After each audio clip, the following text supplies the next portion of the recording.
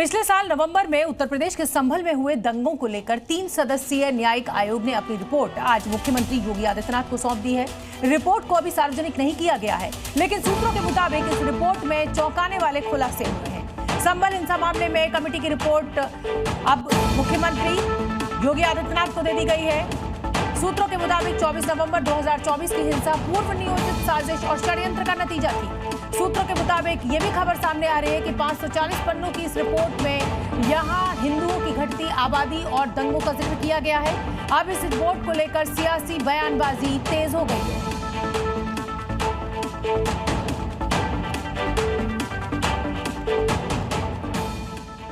पिछले साल संभल में क्या हुआ, कैसे हिंदुओं के खिलाफ साजिश रची गई, कैसे बाहर से दंगाई आए। संभल दंगों पर बने न्यायिक आयोग ने दंगों और संभल के डीएनए की पूरी परत खोल दी है। आयोग की रिपोर्ट में कुछ फैक्ट्स तो सामने आए ही हैं, जिन्हें जानकर आप भी हैरान रह जाएंगे। मुख्यमंत्री योगी आदित्यनाथ को सौंपी गई इस रिपोर्ट में क्या कुछ खास है, हम आपको बताते हैं। रिपोर्ट देखिए हमारी। उत्तर प्रदेश का संभल जिला। संभल को इस बात का गुमान है कि कभी महान सम्राट पृथ्वीराज चौहान की राजधानी रहा, लेकिन इस ऐतिहासिक शहर को पहले आक्रांताओं फिर नफरती साजिशों ने कहीं का नहीं छोड़ा।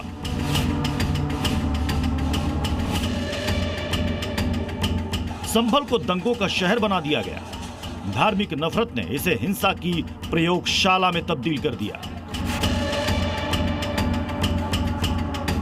नतीजे में जो कुछ हुआ उसकी मुकम्मल रिपोर्ट संभल दंगों की न्यायिक जांच करने वाले आयोग ने दी है। आयोग की जांच में सामने आए तथ्य आपको हैरान कर देंगे, परेशान करेंगे, सोचने पर मजबूर करेंगे कि आखिर पर्दे के पीछे की साजिश क्या इतनी गंभीर है। अब हम आपके सामने पूरी संभल फाइल्स सिलसिलेवार तरीके से रखेंगे। तो सबसे पहले 3 सदस्यीय आयोग की रिपोर्ट के पहले सनसनीखेज पॉइंट पर आते हैं, यानी संभल फाइल्स पार्ट 1 से रूबरू होते हैं। रिपोर्ट में कहा गया है कि 24 नवंबर 2024 की हिंसा के पीछे कई वर्षों से पनपता तनाव था। इस बार भी हिंदुओं को मारने की पूरी प्लानिंग थी। दंगे के लिए बलवाइयों को बाहर से बुलाया गया। हिंदू मोहल्ले में पुलिस की मौजूदगी के कारण हिंदू बच गए। ये तो रही दंगों के दौरान की कहानी, लेकिन आयोग ने जांच के दौरान जो दूसरी जानकारी जुटाई उसे जानकर आपके पैरों के नीचे से जमीन खिसक जाएगी। अगर आपसे कोई पूछे कि कश्मीर को छोड़कर सर्वाधिक मुस्लिम आबादी कौन से जिलों में है, तो आपको शायद इसका जवाब आप शायद असम में ढूंढेंगे या पश्चिम बंगाल में ढूंढेंगे या फिर केरल में ढूंढेंगे। लेकिन थोड़ा ठहरिए, इसका जो जवाब है वो उत्तर प्रदेश का संभल है। जी हाँ, संभल में सबसे ज्यादा मुस्लिम आबादी है। संभल फाइल्स पार्ट 2। न्यायिक जांच आयोग की रिपोर्ट के मुताबिक संभल में मुस्लिम आबादी 85% तक पहुंच चुकी है। जी हाँ, 85%। आजादी के वक्त यहाँ 45% हिंदू थे, लेकिन अब सिर्फ 15% बचे हैं। यानी 75 वर्षों में संभल में 1/3 हिंदू ही बचे हैं। यानी कश्मीर के 6 जिलों के बाद संभल का नंबर मुस्लिम आबादी के प्रतिशत के लिहाज से 7वां है। मतलब ये कि कश्मीर को छोड़ दें तो संभल ऐसा जिला है जहां देश में सर्वाधिक मुस्लिम आबादी है। जाहिर है, अब आपके मन में सवाल होगा कि ऐसा क्यों हुआ, हिंदू क्यों 1/3 रह गए। तो इसका जवाब न्यायिक आयोग की रिपोर्ट में ही है। चलिए इसे समझने के लिए संभल फाइल्स के पार्ट 3 पर चलते हैं। संभल फाइल्स पार्ट 3। आयोग की रिपोर्ट में कहा गया है कि 1947 के बाद संभल में लगातार दंगे हुए। ये दंगे योजनाबद्ध तरीके से किए गए। इन दंगों में ज्यादातर हिंदू ही मारे जाते रहे। दबाव में आकर कई हिंदू परिवार यहाँ से चले गए। तुष्टीकरण की राजनीति से भी डेमोग्राफी बदली। ये जो संभल में जो घटना हुई थी, इसके जांच के लिए जो प्रदेश सरकार ने जो न्यायिक आयोग गठित किया था, आज उन्होंने अपनी रिपोर्ट माननीय मुख्यमंत्री जी को सौंपी है और उस पर आगे की कार्रवाई की जाएगी। कई सारे बिंदु हैं उसमें सर, तो क्या रिपोर्ट के अध्ययन करने के बाद ही हम इसके बारे में बात कर पाएंगे। रिपोर्ट में संभल की नफरत और साजिश की प्रयोगशाला अब बेपर्दा है। अतीत से लेकर वर्तमान तक के सच सामने है। लिहाजा रिपोर्ट सामने आते ही राजनीति भी तुरंत आमने सामने है। जी न्यूज के लिए विशाल रघुवंशी की रिपोर्ट। संभल फाइल्स को लेकर विस्फोटक खुलासों के बारे में आपको और ज्यादा तथ्यों को जानना चाहिए और इसीलिए हम आपको बता रहे हैं कि सूत्रों के मुताबिक संभल में योजनाबद्ध तरीके से दंगे किए गए। यहां पर 1947 से 2019 तक 15 बड़े दंगे भड़के और हर दंगे में टारगेट पर सिर्फ हिंदू थे। जानकारी के मुताबिक पुलिस की मौजूदगी से हिंदू बचे। इतना ही नहीं, डेमोग्राफिक बदलाव का बड़ा सच भी इस रिपोर्ट में है। 1936 से 2019 तक यहां 73 दिन कर्फ्यू लागू रहा। इसके अलावा सीएए पर प्रदर्शन के दौरान 4 दिन यहां कर्फ्यू लगा रहा। संभल में कर्फ्यू साल 1948 में 20 दिनों के लिए लगा था, 1958 में 2 दिनों का कर्फ्यू था और 1976 में 1 हफ्ते यानी 7 दिन का कर्फ्यू था।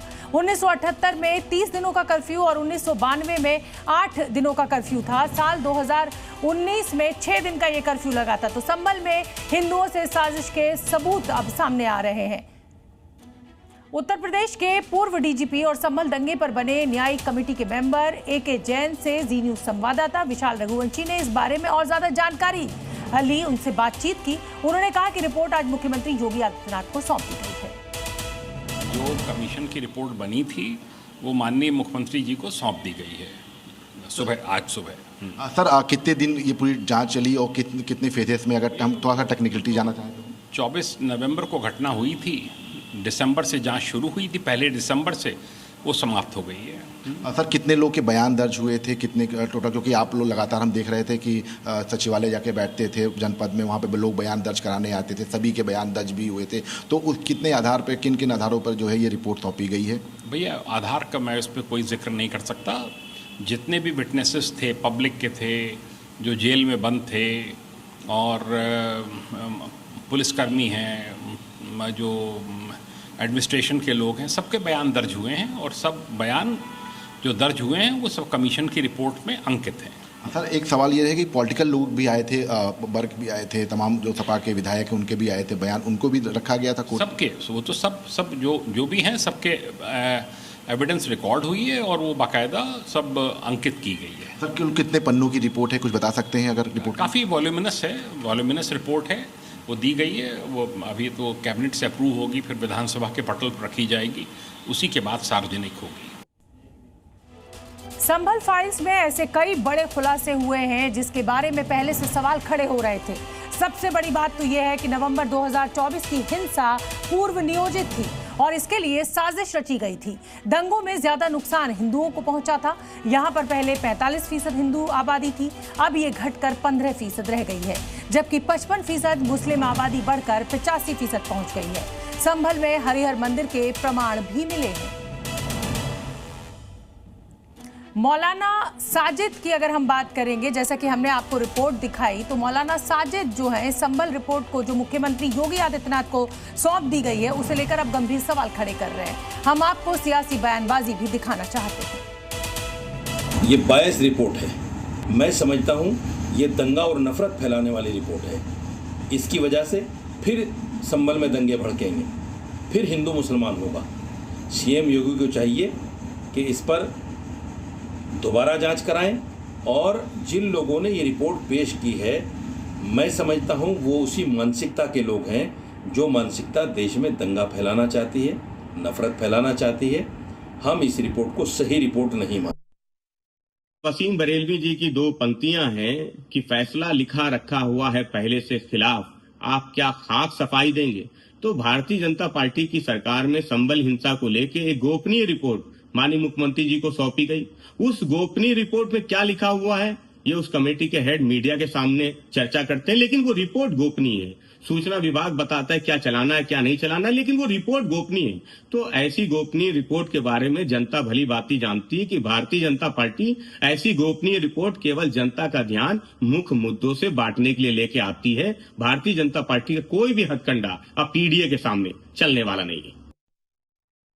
जिस तरीके की बातें चलती रही हैं कि अत्याचार हुए हैं, कैसे अत्याचार हुए हैं ये रिपोर्ट के आधार पर निर्भर करता है। तो जैसी रिपोर्ट आई है विगत समिति, उस आधार पर हमारी सरकार या माननीय न्यायालय कार्य करेगा। मैं आपको बताना चाहूंगा ये रिपोर्ट जो है एक लीक हुई है ये रिपोर्ट अभी पेश नहीं, ये रिपोर्ट पेश की गई थी मुख्यमंत्री को, लेकिन ये किसी तरीके से रिपोर्ट लीक हो गई है और लीक में जिस बात को मुद्दों को सरकार उठाती रही है उसमें पुष्टि हुई है। आप पुष्टि करते रहे। हाँ ठीक है, अगर पुष्टि हुई है तो इसमें माननीय न्यायालय जो है कार्रवाई करे। जी न्यूज़।